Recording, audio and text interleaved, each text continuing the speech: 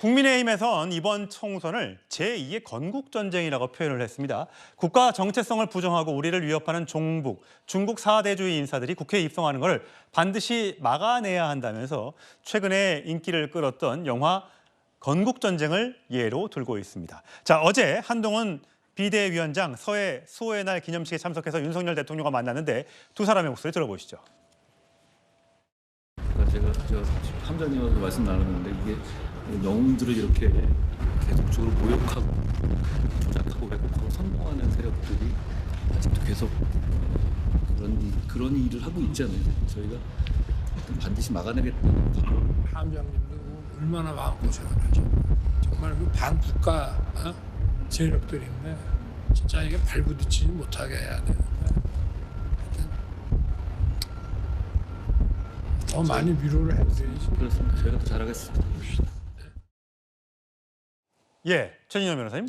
어제 두 사람이 만나서 이렇게 어깨에 손도 올려주면서 그동안 이제 얘기가 됐었던 윤한 갈등의 2차전 이것이 사실상 봉합됐다 아니면 정말 봉합이다 나중에 또 불거질 수 있다라는 얘기 해석들이 여러 가지가 나오고 있습니다. 어쨌든 두 사람이 이 천안함 이 서해 수호의 날 기념식에 가서는 반국가 세력이라는 데에 집중을 한 것 같습니다. 그동안에 한동훈 비대위원장은 운동권 세력 청산 등등을 얘기했었고요. 또다시 이제 최근에는 종북 세력,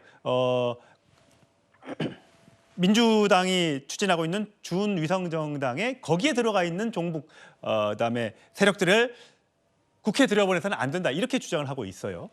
그렇습니다. 여기는 두 가지 정치적 맥락이 숨어 있는 것 같습니다. 아까 말씀하신 것처럼 천안함과 관련해서 소의 날 아닙니까? 이 사안 같은 경우에는 어떻게 보면 천안함 폭침 사건뿐만 아니고 제1, 2 연평해전 천안함 사건과 관련돼서 희생한 50여 명의 그 대한민국 용사 그리고 또 대한민국 국민들과 어떻게 보면 다친 분들을 기리는 행사이고 그 원인 자체가 북한, 특히 제1, 2 연평해전 같은 경우에는 명백하게 북한의 소행인 것이 너무나 명확한 것이고 예. 더불어서 천안함 같은 경우에도 결국 멀쩡하게 서 있는 천안함에 대해서 어떻게 보면 북한의 어뢰를 통해서 두 쪽 난 것 아니겠습니까? 실제로 그 어뢰의 잔해까지도 우리가 확보를 했는데 그럼에도 불구하고 종북 세력 같은 경우에는 그것이 이른바 천안함 폭침설이다, 기뢰설이다. 나아가 미국의 어떻게 보면은 잠수함에 의한 부딪혔다는 그런 각종 말도 안 되는 유언비어를 했었는데 그 과정에 굉장히 많은 어떻게 보면 민주당 의원들과 민주당 정치인들이 그와 같은 얘기에 동참했단 말이에요. 그리고 이렇게 중요한 어떻게 보면 대한민국의 안보와 국민의 어떤 생명을 지켜야 되는 기리는 행사에 민주당 대표인 이재명 대표는 그 자리에 없었습니다. 본인의 어떤 그 정치적인 어떤 그 선거 운동을 위해서 다른 곳에 가 있었는데 과연 이런 부분에서 국민의 눈높이에 맞는 선거 운동인지에 대해서는 우리가 다시 한번 생각해 보지 않을 수 없는 것 같은데요.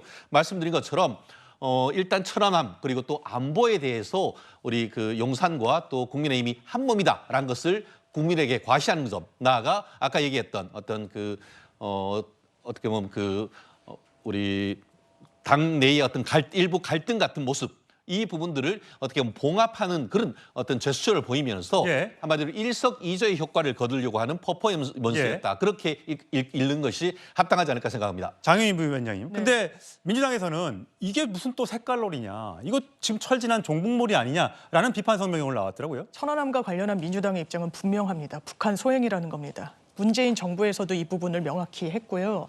저는 국민의힘의 일부 인사들이 5.18 민주화 운동을 폄훼하더라도 그게 국민의힘의 전체적인 어떤 인식이라고 생각하지 않습니다. 한동훈 비대위원장이 이 부분을 헌법 전문에 넣겠다고 하는 게 진정성이 있다라고 생각합니다. 물론 민주당에서 몇몇 발언들 부적절하게 나온 적이 있죠. 천안함으로 이 사고로 사망하신 유족분들께 상처드리는 말씀 나왔던 부분이 있습니다. 하지만 이 부분이 민주당의 입장은 아닙니다. 그런데 마치 종북 세력이 발붙이고 이번 선거를 통해 가지고 의회 입성을 하려고 한다. 대단히 과도한 어떻게 보면 망상에 가까운 진단인 거죠.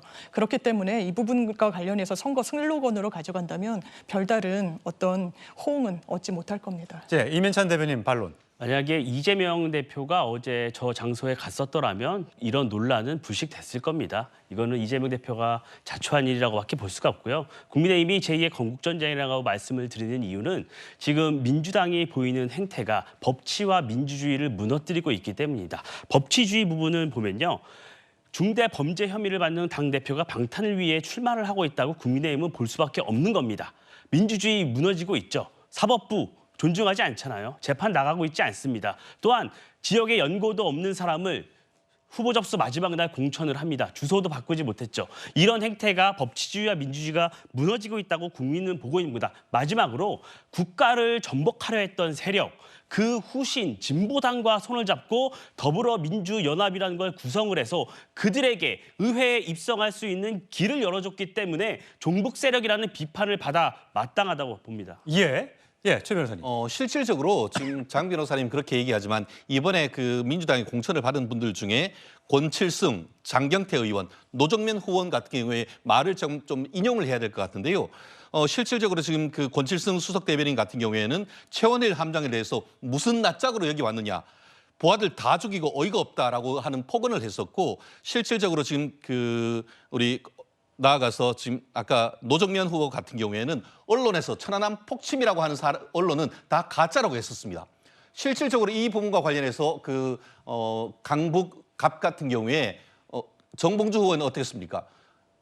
DMZ에 어떻게 보면 목함 치료와 관련해서 문제가 있다 보니까 거기는 공천까지 안 했다고 하는데 그렇다고 하면 이분들에 대한 공천했던 분 같은 경우에는 천안함과 관련해서 본인들이 그 북한의 소행이라고 여전히 주장하는 것입니까? 그렇기 때문에 이 부분을 얘기하는 것이지 어떤 근거가 없이 국민의힘이 얘기하는 것은 아니라는 것을 말씀드리지 않을 수 없습니다. 예, 권칠승 수석 대변인은 과거에 천안함 관련된 발언 이후에 즉시 사과를 한 적이 있었습니다. 어쨌든 지금 국민의힘이 주장하고 있는 이런 이 종북 세력의 국회 입성, 이거는 색깔론이다라는 민주당의 반론. 국민들은 어디에 어떻게 투표를 하게 될지 그것은 18일 뒤에 우리가 알 수 있을 것 같습니다.